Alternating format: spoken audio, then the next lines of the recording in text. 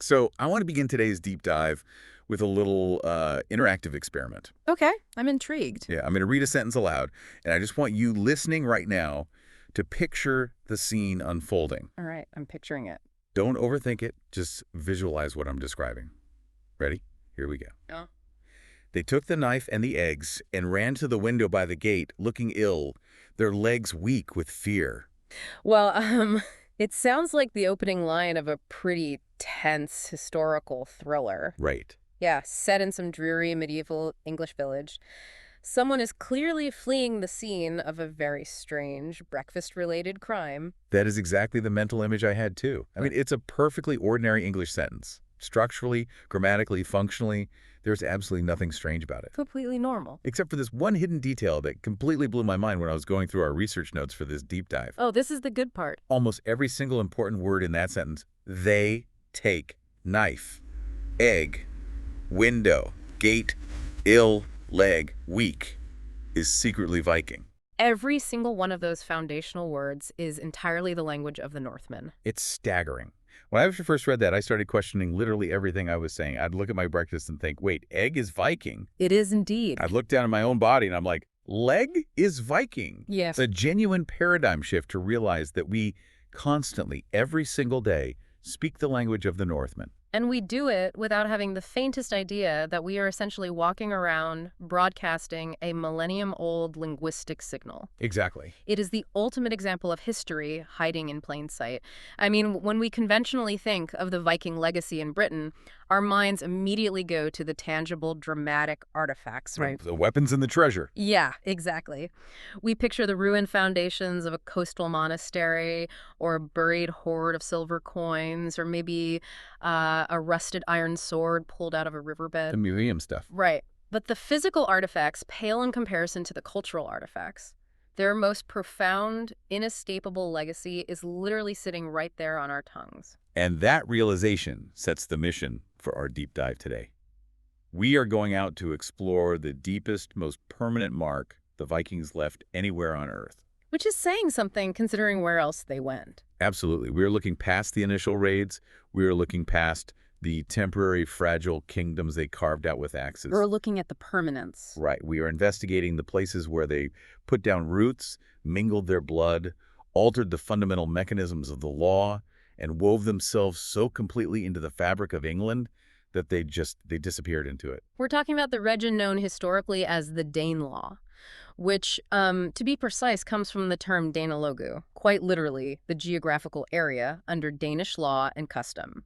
And before we plunge into the mechanics of how this society functioned, let's just anchor ourselves geographically. That's a good idea. If you recall our discussions back in episode 9 and 16, this territory was the ultimate geopolitical fallout of the Great Heathen Army's conquest. Right, the massive invasion force. Yeah, and it was the boundary solidified by Alfred the Great's treaty with the Viking warlord Guthrum. They drew a line diagonally across the country, roughly following the old Roman road known as Watling Street. That treaty is the foundational blueprint. So to the south and west of that Watling Street diagonal, you had Alfred's surviving English kingdom, Wessex. Right. And to the north and east, stretching all the way up through Yorkshire, you had the Danelaw. Now, I want to challenge how we collectively visualize this era. Because if you fire up any popular streaming service right now and watch a historical drama about the Vikings, the visual language is incredibly uniform. Heavily biased, yeah. It is heavily biased toward the violent inception. You see the dragon-headed longships grinding onto the beaches. You see the massive shield walls clashing, the burning of Lindisfarne. The mud, the blood. Exactly, the absolute chaos of the initial conquest. Well, the television industry loves the early Viking Age because raiding is inherently cinematic. It looks great on camera. It really does. The narrative arc of a raid is a perfect television episode. You've got preparation, voyage, violent climax, and the division of the spoils. But looking at the sheer depth of our source material on the Danelaw, I kept thinking that the popular media completely ignores the actual historical climax. They really do. So, is it fair to categorize the Danelaw as the massive season finale to that violent arc? A finale that never gets any screen time precisely because the mechanics of building a civilization are so much quieter than destroying one. That is the most crucial perspective shift we can make. The Danelaw represents the permanent structural end to the story of the Viking conquest. The end of the story. Yes, the dramatizations focus on the disruption, but the Danelaw was about the establishment of a new equilibrium. Okay, so what did that actually look like? Well, this wasn't a thin, precarious layer of foreign warlords sitting in castles extracting taxes from a terrified English peasant population. It wasn't ruling by the edge of the sword. It wasn't an occupation. No, it was an overwhelming mass settlement. The men who rode across the North Sea to fight eventually put down their axes and stayed to farm. I understand the concept of swords to plowshares, but I want to push back on how smooth that transition actually was. Sure. Surely, an army of veteran raiders doesn't just wake up one morning, stretch, and say, you know what, I think I'll plant some turnips. What did this mass settlement actually look like on the ground? It looked like a massive coordinated program of infrastructure and urban development, and this was largely anchored by what historians call the five boroughs. I found this part of the research fascinating. We're talking about Lincoln, Nottingham, Derby, Leicester, and Stamford. Yes, exactly. These were the five heavily fortified towns that served as the geopolitical and economic anchors for Norse power in the East Midlands. But the transition from a military encampment to a functioning urban center requires an entirely different skill set. It absolutely does. When the remnants of the Great Heathen Army portioned out the land, they didn't just build barracks, they laid out commercial streets. They established mints to strike their own coinage, which is the ultimate hallmark of a stabilized economy. Right, you don't make coins if you're planning to leave next week. Exactly. They set up pottery kilns in places like Stamford, which eventually produced some of the highest quality ceramics in all of medieval Britain. That disconnect is what trips me up. Because if you drive through the English Midlands today, cities like Leicester and Nottingham are just bustling, modern English hubs. Very modern, yeah. You go there to watch a Premier League football match, or to grab a pint, or to go shopping, but you're essentially walking through the administrative nerve centers of Viking England. You really are. They weren't just squatting in old Roman ruins. They actively built the municipal infrastructure of the Midlands. They absolutely did. Let's look at the mechanics of these boroughs.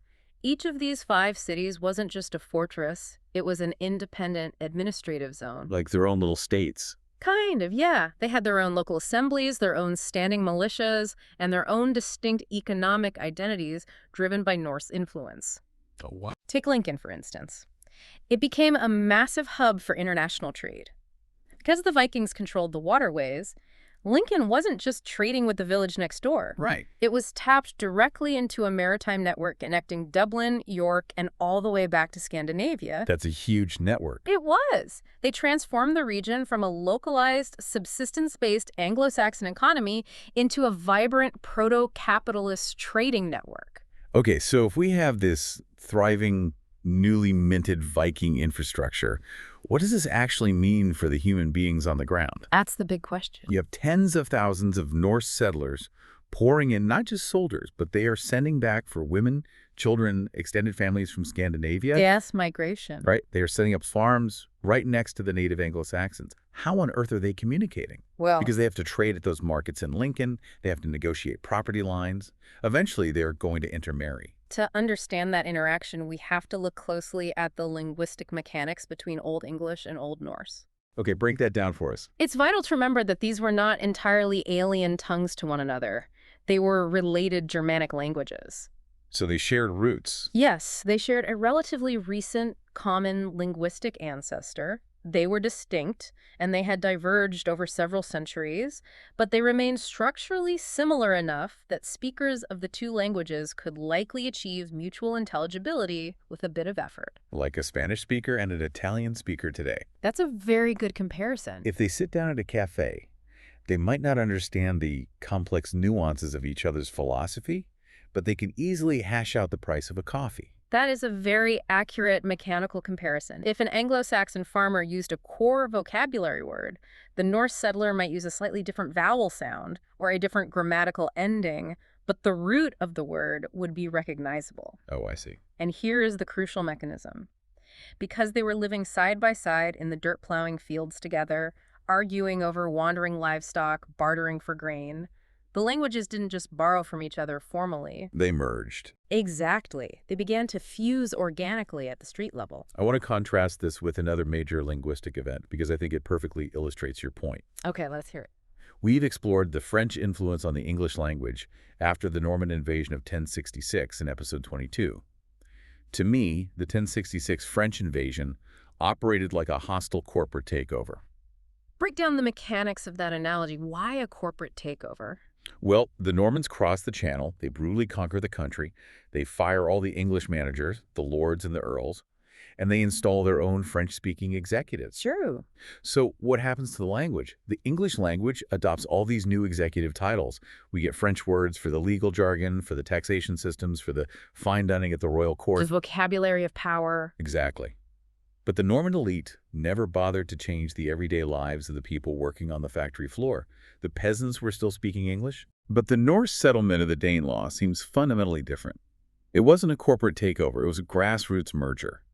They didn't just change the titles in the boardroom. They fundamentally altered the basic daily operations of the entire company. That is a textbook distinction between what linguists call elite borrowing versus core borrowing. Elite versus core. Yeah.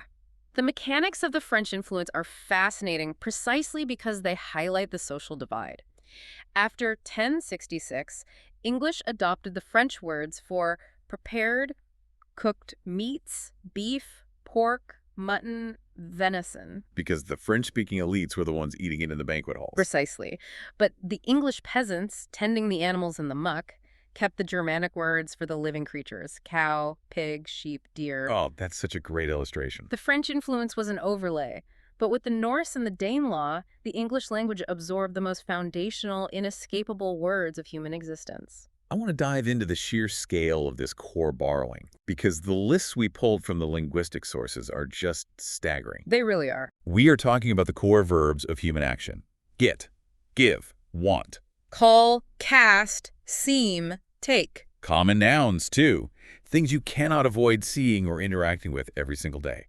Sky, skin, skull, dirt. Bag, bull, root, wing. And fundamental adjectives. This is what gets me. Happy.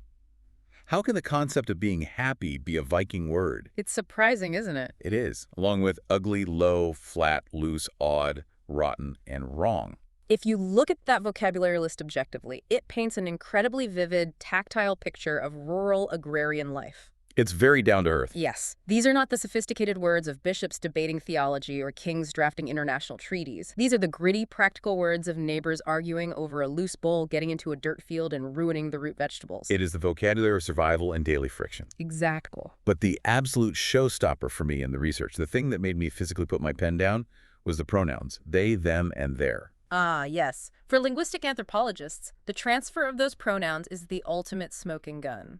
I need you to explain the mechanics of why that is such a massive deal. Because to a layperson, borrowing a pronoun doesn't seem any different than borrowing the word dirt. Why is this the smoking gun? Because of how human language is architected. Languages are entirely promiscuous when it comes to borrowing nouns. Promiscuous. Yeah, if a new technology arrives, like the internet, or a new culinary dish, like sushi, virtually every language on Earth just adopts the noun wholesale. It's easy. Right, that makes sense. Verbs are borrowed occasionally, but it takes a bit more effort to conjugate them. Adjectives, sometimes. But pronouns are not vocabulary, they are grammar. So if nouns are the furniture in a house, you can easily swap a couch out for a new one without disrupting the house. Precisely. You can bring a French couch or a Spanish table into an English house. But pronouns are the load-bearing walls. Oh, wow. They are the structural steel of the syntax. You cannot just swap out a load-bearing wall without risking the collapse of the entire sentence structure. That sounds dangerous for a language. It is. In the history of global languages, populations almost never borrow pronouns from one another. The only way it happens is if the two populations are living in such intimate, daily, overlapping proximity and speaking so frequently with one another that the very grammatical foundations of how their brains organize a thought begin to melt together. Let me visualize this. We have an Anglo-Saxon farmer and a Norse farmer. They're working adjacent plots of land. Right. They see each other every single day. Eventually, the English farmer needs to refer to the Norse guy's kids, and instead of using the Old English pronoun hi, which is what they used, he just naturally starts pointing at them and using the Norse word they. Because he hears his neighbor yelling it across the fence 10 times a day. Exactly. And it happens so often for so many generations that the structural steel of English is just quietly replaced. That is exactly the mechanism. It definitively proves that the cultural blending in the Danelaw was not a forced imposition from a ruling class. Because you can't force that. No, you cannot legislate a pronoun change. It requires deep, intimate, localized fusion.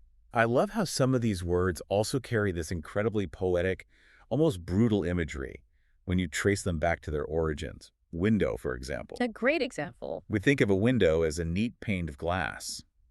But the origin is raw, Oh, yes. The Old Norse word vindaga. which literally translates to wind eye. Right. It's so evocative, it sounds like something out of a fantasy novel. It really does. The Vikings didn't have glass panes in their longhouses. They had a physical hole cut into the roof or the wall to let the hearth smoke out and the fresh air in. Right, an opening to the elements. It was the eye of the house that looked out into the wind, the wind's eye. Right. And over centuries of lazy pronunciation, Vindalga just got polished down to window. It's beautiful linguistic evolution, and beyond the individual words, there is also a fascinating phonetic fingerprint left behind by the Norse. Oh, I loved this part. If you know what to listen for, you can actually hear the ghostly echo of Viking pronunciation in modern English. It revolves around the hard sk sound. This was my favorite linguistic clue from the sources. Break down the mechanics of this sk shift. As we established, Old English and Old Norse evolved from a common Proto-Germanic ancestor. In their deep past, they shared the same hard, crisp sk sound like in the word skip. Okay, so they both started with the hard skef. Right. But as Old English evolved in isolation on the British Isles, a phonetic shift occurred. The Anglo-Saxons began to palatalize that sound, softening the hard skick into a softer sh sound. This becomes sick. Exactly. But the Old Norse speakers over in Scandinavia never underwent that shift. They retained the hard guttural skef. So as a general rule of thumb, if we are speaking English today and we use a word that features that hard sound, there is a very high statistical probability that we are actively using a Viking word. It is a very reliable indicator. Think back to the words we just listed. Sky, skin, skull. Add to that skill. Scrape, score, scare. All Norse. And the absolute best byproduct of this phonetic split is the phenomenon of word pairs. Yes, linguists love these. Because England ended up in this bizarre situation where they had the softened Old English word with the sh and the hard Old Norse word with the skake, and originally they meant the exact same thing. Which presents a serious mechanical problem for a language. A language generally despises true redundancy. It's inefficient. Very. If you have two words that mean the exact same thing, one usually goes extinct. But they didn't. English, being the absolute magpie of a language that it is, decided to keep them both, but assigned them slightly different jobs to justify keeping them around. Which is brilliant. My favorite example is shirt and skirt. A classic semantic split. 1,000 years ago, shirt was the softened Old English word, and skirt was the hard Old Norse word. And they both simply referred to a short tunic-like garment. Right, just a piece of clothing. But because both populations in the Danelaw were tossing these words around the marketplace, English retained both. It just decided, okay, the shirt goes on the top half of the body and the skirt goes on the bottom half. It's so pragmatic. We literally divided our wardrobe along Viking and Anglo-Saxon phonetic lines. You see the exact same semantic narrowing with the pair craft and skill. Craft was the native Old English term. Skill was the Norse equivalent. And we kept both. Over time, the language absorbed both but differentiated their nuances. Today, we might use craft to imply the physical making of an object. Woodcraft, witchcraft, while a skill has evolved to mean an abstract, learned ability. Wow, so English didn't just replace its vocabulary, it doubled its descriptive power, making the language infinitely richer. Exactly. Think about the physical reality of that. Every single time you complain about the dirt or look up at the sky or put on a skirt, you are physically contorting your vocal cords to make a sound that was preserved and injected into this country by a Viking farmer 1,000 years ago. It demonstrates perfectly that cultural absorption is an active, creative, chemical reaction. It is not just one culture erasing another. It is the synthesis of a third, entirely new entity. If they permanently altered the words people used at the dinner table, it stands to reason they also changed the name of the town that the dinner table was sitting in. They certainly did. I want to transition from the language to the landscape itself. Because you can look at a map of modern England and literally track the ghost of the Viking settlement. Geography and language are inextricably linked. The naming of a landscape is an act of possession. Right. When the massive influx of Viking settlers claimed their parcels of land, they didn't adopt the old Anglo-Saxon or Roman names. They named the geography in their own tongue. Marking their territory. Yes. And those names have proved so resilient that they have endured for over a millennium. Our sources provide a sort of decoder ring for this map legacy. If I am driving up the M1 motorway into Yorkshire today, I look at the road signs and they all just look uniformly English to me. They blend right in. What are the specific mechanisms, the phonetic clues, that prove the Vikings were there? You are looking for very specific Norse suffixes attached to the end of the town names. The most prominent, the absolute dead giveaway, is the suffix by, spelled B-A-Y. Like in by the way. Exactly. In the Old Norse lexicon, this suffix denoted a farmstead, a primary settlement, or a village. So if I drive past any town in England that ends in by, You are, in origin, driving through a Viking settlement. Derby, Whitby, Grimsby, Rugby, Selby, Formby. There are literally hundreds of them scattered across the landscape. and the prefix attached to that by is usually a person's name, isn't it? Very frequently, yes. Grimsby is the perfect textbook example. It translates simply to Grim's Village. Grimm's Village. Sometime in the late 9th or early 10th century, a Viking settler named Grim staked his claim, built his wooden longhouse, fenced his pastures, and 1,000 years later, modern English citizens are still writing his name on their tax returns and return addresses. I love visualizing that. Just some exhaustingly pragmatic Viking named Grim standing in a damp, muddy field saying, "This is mine now, Grim's guy." It's very literal. And fast forward 1,000 years, and there's a local municipal council, a post office, and a roundabout sitting on his potato patch. That's exactly what happened. What are the other major suffixes we can decode? Another highly prevalent suffix is thorpe. This derives from a Norse word indicating a secondary outlying settlement, essentially a hamlet or a satellite farm connected to a larger estate. Okay, so smaller than a by. Yes. Yeah. You see this preserved in massive modern towns like Scunthorpe, Cleethorpes, or Mablethorpe. It's funny, every time I watch English soccer, Right. there's inevitably a team with Thorpe in their name fighting for promotion. And you will notice those teams are heavily concentrated in the north and east. Oh, that's true. You also need to look out for the suffix thwaite. This word specifically meant a clearing or a meadow, usually carved out of a forest. So they were clearing the land. Right. You find this incredibly common up in the more rugged, heavily wooded terrain of the north places, like Slaithwaite or Braithwaite. Okay. Finally, there is toft, which referred to a distinct homestead or a designated plot of land. Lowestoft is a prime example. Here is the part of the geographic research that genuinely gave me chills. Let's hear it. Historians and place name scholars can take a blank map of the United Kingdom. They can place a single red dot on every single town, village, and hamlet that ends in Thurfs, Mysorp, Thwaite, or Toft. It's a great visualization. And when they step back from that map, they don't just see random noise. The clustering of those red dots perfectly, sharply draws the exact geographical shape of the Danelaw. The precision is stunning. It doesn't just show presence, it maps the sheer intensity and density of the Viking settlement. Like a heat map. Exactly like a heat map. The heaviest concentrations of these by and thorpe names correlate exactly with the most fertile agricultural lands where the great heathen army disbanded and settled its veterans. It operates as a demographic fossil record, permanently etched into the cartography of the nation. The land itself is wearing a 1,000-year-old Viking name tag. And we must recognize that it extends far beyond municipal town names. If you look at detailed local ordnance maps, countless microfeatures of the landscape, the names of specific hills, streams, valleys, and even individual fields carry deep Norse roots in this region. So they named everything. The settlement wasn't just a political overlay, it was a total microscopic saturation of the environment. Okay, so we have established the everyday language and the map. But I want to pivot to the third element of this societal merger, and it is hidden right there in the very name of the region, the Danelaw. Yes. A law itself. I want to challenge the idea that they just peacefully integrated into the English systems. Yeah. The Vikings had an entirely different concept of justice. How did their legal mechanisms actually clash with the Anglo-Saxons? It was less of a clash and more of a structural replacement. We have to remember the societal mechanisms we discussed in episode 7 regarding Viking culture. The free farmers. Right. The Norse did not arrive as mindless barbarians. They brought a highly developed, deeply ingrained culture of jurisprudence and social organization. They had rules. Very strict rules. They operated on the principle of the thing, the regional assembly, where free men possessed the right to gather, present evidence, vote on policies, and resolve disputes through a mediated consensus. Right, because if I remember correctly, they were highly resistant to the kind of strict, top-down, oppressive feudalism that was rapidly taking hold in France and southern England. Very resistant. A Viking farmer fundamentally viewed himself as a free man, not a serf tied to a lord's land. That distinction is paramount.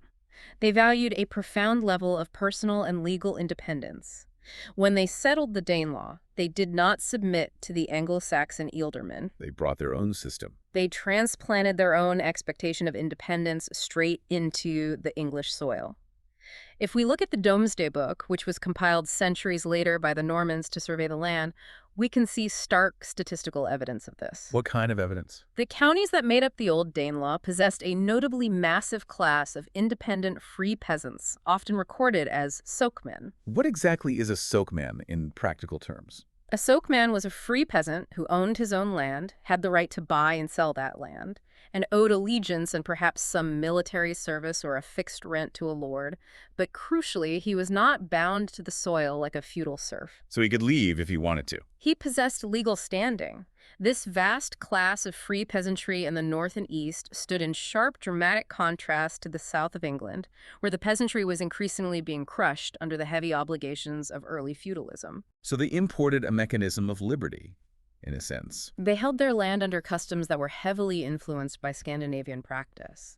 The entire administrative arrangement, how land was measured in caracates instead of English hides, how local courts operated with panels of 12 leading men that strongly resembled early juries, all of it carried the distinct functional architecture of the Norse assemblies. And the ultimate proof of this legal takeover is that we literally owe the modern English word law to them. We do. It is astonishing. Wait, really? The word law is Norse. Yes. The native Old English words for law or justice were a or dum, which is where we get the word doom, originally meaning a judgment. Like the Doomsday Book. Exactly. But the Norse brought their word lagu. The concept of the lagu was so robust, so central to how the society functioned, that it completely overwrote the native English terminology. It fundamentally wove Viking administration into the DNA of English justice. I am so glad you used the phrase DNA, because I want to push this deep dive into the absolute most intimate territory. Okay, let's go there. I can play devil's advocate here. I can say, look, language adoption and legal structures can be forced. A conquered people might start using Norse words and Norse laws just to survive and appease their new heavily armed neighbors. That's a fair skeptical position. Does that actually prove they integrated biologically? Do we have hard scientific proof that they lived together and intermarried? The socio-political implications of intermarriage in medieval society go far beyond just falling in love. Marriage was a mechanism for securing land rights, forging alliances, and ensuring inheritance. It was a business transaction, largely. Exactly. It was the ultimate engine of integration. But to answer your question directly, yes, we have the biological receipts. Let's look at the modern genetic legacy. How do geneticists actually prove the Vikings are in the blood of English people today? It requires incredibly sophisticated methodology. Modern genetic studies utilizing fine-scale population structure analysis have mapped the genomes of thousands of people living in the British Isles today. They are looking for specific genetic markers, haplogroups, and clustering patterns that strongly correlate with modern Scandinavian populations. And through this high-resolution sequencing, they have found a very real, scientifically traceable Scandinavian genetic contribution in the modern English genome. Let me guess the geographical distribution of that DNA. It maps almost perfectly onto our linguistic and geographic data. The heat map again. Yes.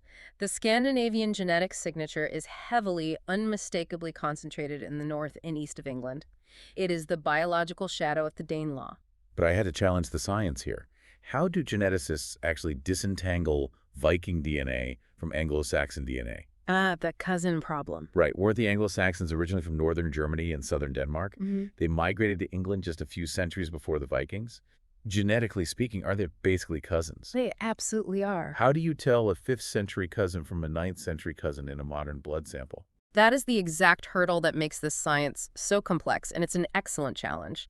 Because the Anglo-Saxons and the Norse shared deep overlapping ancestral roots in Northern Europe, earlier, cruder genetic tests couldn't tell them apart. So how do they do it now? Modern genomic sequencing looks at rare, specific micromutations and utilizes complex statistical modeling to separate the later Norse admixture from the older Anglo-Saxon base layer. That sounds incredibly complicated. It is. They analyze the DNA of localized rural populations whose families haven't moved in centuries. By comparing those specific haplogroup frequencies to modern Norwegian and Danish populations, the models can effectively isolate the genetic injection that occurred specifically during the 9th and 10th centuries. So even with the cousin caveat, the scientific consensus holds up. The broad, peer-reviewed scientific finding is undeniable. There is a distinct, measurable Scandinavian genetic legacy permanently woven into the people of England. Wow. The settlers of the Danelaw didn't merely leave their vocabulary behind, they left themselves. Think about the socio-political reality of this over generations. Visualize a large agricultural estate in 10th century Yorkshire. Okay, I see it. You have a household where the socioeconomic lines are blurring. Perhaps a Norse settler who arrived with the army and claimed land marries the daughter of a local Anglo-Saxon landholder to legitimize his claim and secure local alliances. A very common scenario. They are managing the estate together. They're operating under a blended system of inheritance.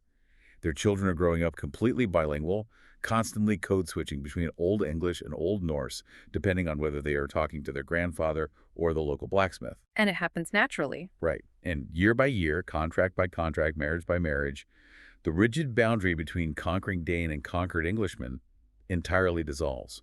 You are describing the unglamorous, highly effective machinery of assimilation. It is the slow, intimate daily work of neighbors and families combining their customs, their property, and their bloodlines until they emerge as a singular people. And this brings us to the massive overarching theme of this entire series.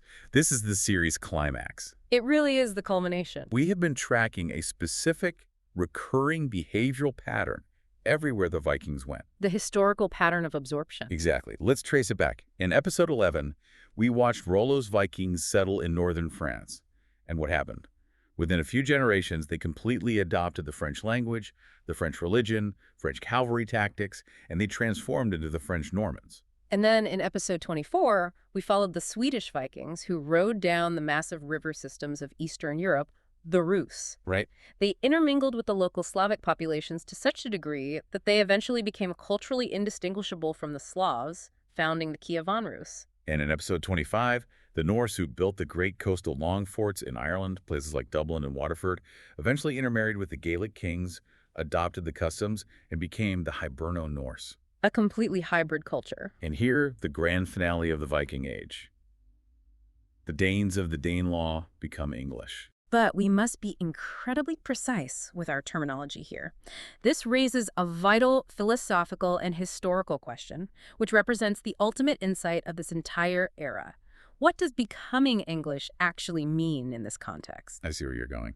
Because they didn't just passively vanish into the background. That is the core fallacy we have to dismantle. Absorption does not mean disappearance. Right, they weren't a race. Not at all.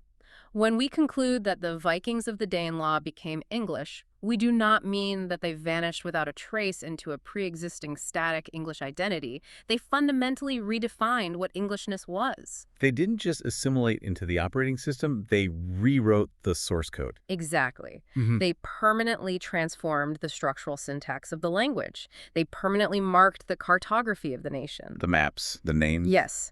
They altered the fundamental legal mechanisms of property and justice. They permanently contributed to the biological genome of the population. They didn't disappear into Englishness. They became a permanent, constitutive, immovable pillar of it. It's a completely new thing. The English people who emerged from the centuries-long crucible of the Danelaw were not the same people who existed before the Great Heathen Army arrived. They were a new fusion. There is such a beautiful, almost dizzying historical irony to this entire arc. Think about how this whole era violently kicked off. Oh, it was It brutal. started with the apocalyptic raid on Lindisfarne in 793. In the chronicles of the time, the Vikings were portrayed as the terrifying alien outsiders. The ultimate monsters from the sea. Exactly. They were the pagan heathens descending from the sea in dragon ships to destroy the civilized Christian world. Hmm. They were the ultimate existential enemy. They represented the violent, incomprehensible other. But look at the long game. Look at the macro-historical outcome. The terrifying foreign raiders of Lindisfarne ultimately became the ancestors. The enemy became us. It's an incredible shift. They wove themselves so completely, so molecularly into the fabric of England that the English literally developed collective amnesia. They forgot they were ever Vikings at all. It just became normal life. They just walked around for the next 1,000 years using Norse pronouns and looking up at a Norse sky, completely oblivious to the fact that they were speaking the language of the invaders they used to pray to God to protect them from. The outsiders became the insiders. The invaders became the indigenous. That is the strange, contradictory, and deeply beautiful arc of the Danelaw. So as we wrap up this deep dive, I want to ask the ultimate so what question. Okay, bring it on. Why should a listener today, regardless of where they live, care about the Danelaw? Why is this quiet agrarian assimilation actually the most important Viking legacy of all? Vastly more important than the silver hordes, the longships, or the dramatic sagas. Yeah, because a raid, no matter how terrifying, burns out in an afternoon. True. A military occupation is almost always undone by the next military occupation. The physical manifestations of power are inherently temporary. But if we connect this to the macro mechanisms of the modern world, consider the sheer scale of the English language today. It's everywhere. Driven by the twists of the British Empire, the Industrial Revolution, and the modern internet, English has become a hyper-globalized bridge language. It is spoken by perhaps a quarter of all humanity in some capacity. So how does the Danelaw factor into that global reach? Consider the specific scenario. You have two non-native English speakers. Let's say a software businesswoman in Tokyo and a logistics engineer in Sao Paulo. Okay. They sit down in a boardroom or they hop on a video conference call to negotiate a multi-million-dollar contract. Neither of them has a drop of English or Scandinavian blood. Neither of them has ever heard of the Danelaw or Alfred the Great. Right. But they use English as their common transactional bridge. And when that businesswoman says they want to take the contract, or the engineer says the law requires this clause, or they simply remark on the sky outside the window. They're speaking Viking. Yes, they are actively utilizing the ancient, gritty language of Scandinavian farmers to bridge their modern high-tech divide. Billions of people globally carry this legacy on their tongues every single day. That is just incredible to think about. The Danelaw isn't just a geographical region in medieval England anymore. It has literally been woven into the verbal infrastructure of the entire modern globe. The Vikings managed to reach further into the future through the subtle transformation of English grammar than any axe or longship ever could. That is an absolutely staggering thought to leave on. Every time you open your mouth to speak English, you're keeping a 1,000-year-old Norse farmer's voice alive.